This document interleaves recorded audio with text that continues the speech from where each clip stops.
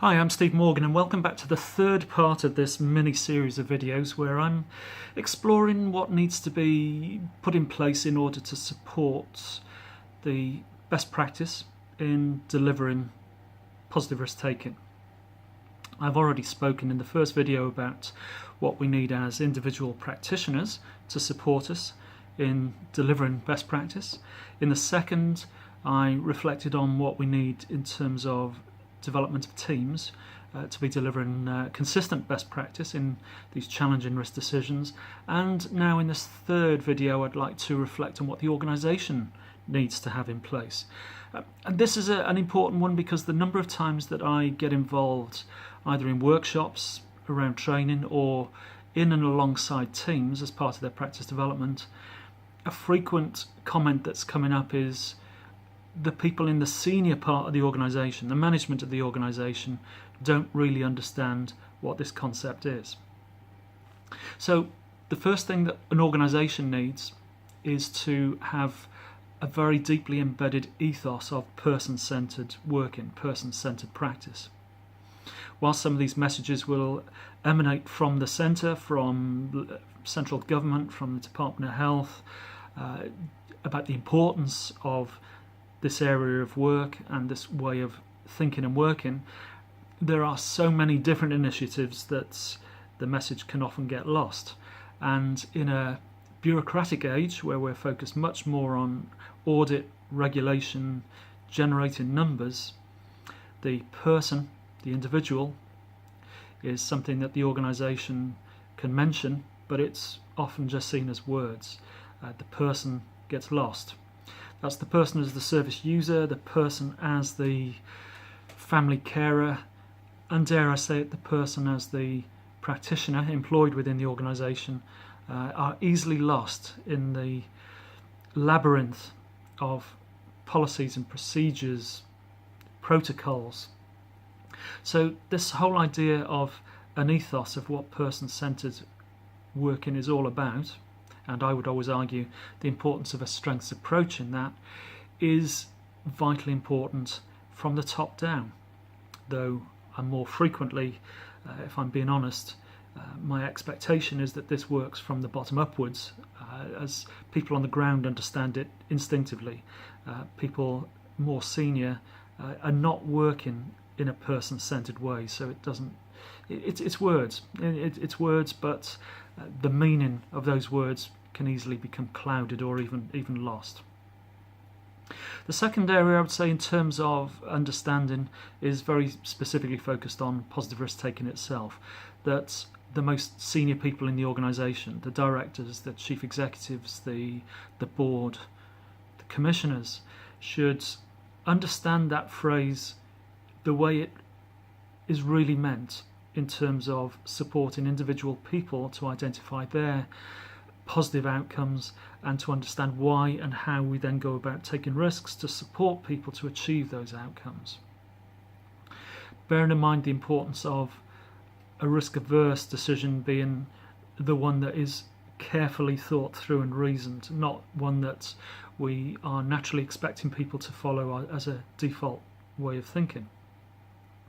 It's not good enough to have people in the organisation seeing positive risk-taking as a way of cutting back on resources or seeing this as a money-saving way of working either.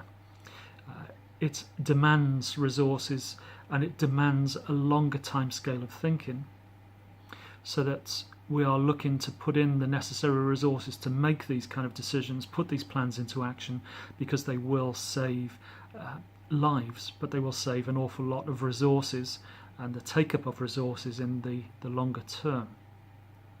And I think that's a problem for politicians that emerges down the line into organisations quite often, that people are not seeing beyond a very short timescale. Their priorities are not necessarily aligned with what person-centred working and the actual delivery of positive risk-taking for individual people. Those priorities higher up are not easily aligned with this way of thinking and working. Yet this is the whole raison d'etre, why we have organisations in place is to be there to deliver services for individual people. So it's a challenge, but it's a challenge that we always need to be coming back to and reflecting on how are we delivering on that particular challenge. Then there's the issue of having the systems in place. I'm loath to say I want even more regulations around something like positive risk taking, but I think it is important that we have the basic essentials that are there to support people to record and to monitor this type of decision making. But again, I would say we can't overburden practitioners with systems, because ultimately that's what detracts from best practice. It's not intentional, but the more we burden people with administration and bureaucracy, the more we take away from the time. It does not deliver best practice, it hinders best practice. And that's a big challenge, I think, for people in senior parts of the organisation.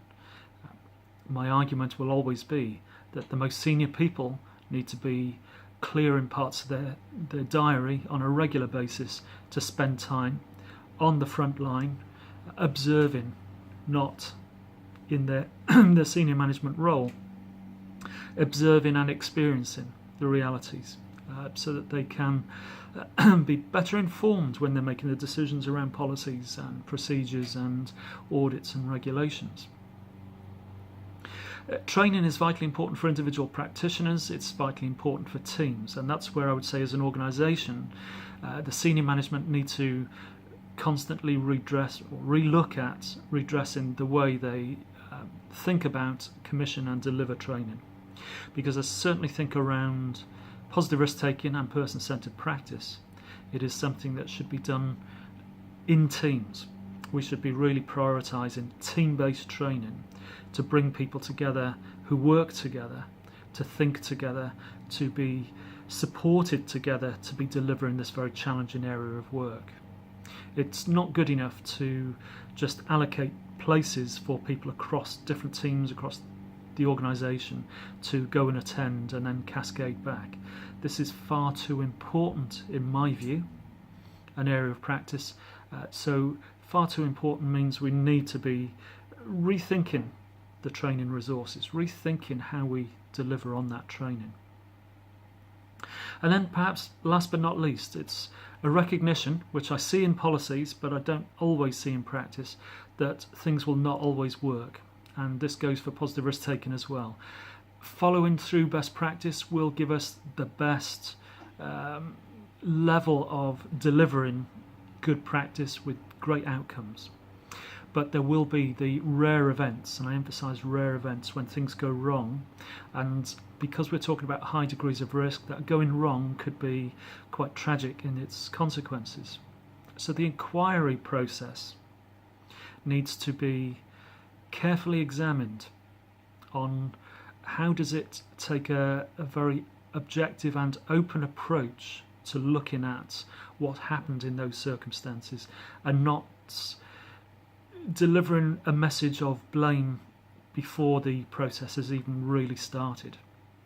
How does the process engage with and search for and inquire and look at positive risk taking and how that was undertaken, and what the checklists that I develop and deliver through my work, how were they put into practice? How were they accessed? How was collective decision making achieved? How were the individual responsibilities within collective decision making achieved?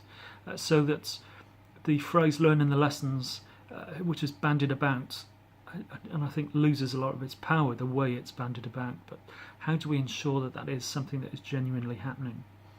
And again, I would say my best experiences are where very few organisations, but quite a few individual senior managers take the approach that when something goes wrong and an inquiry is taking place, that the first thought is that practitioners and teams are always trying to deliver the best they can.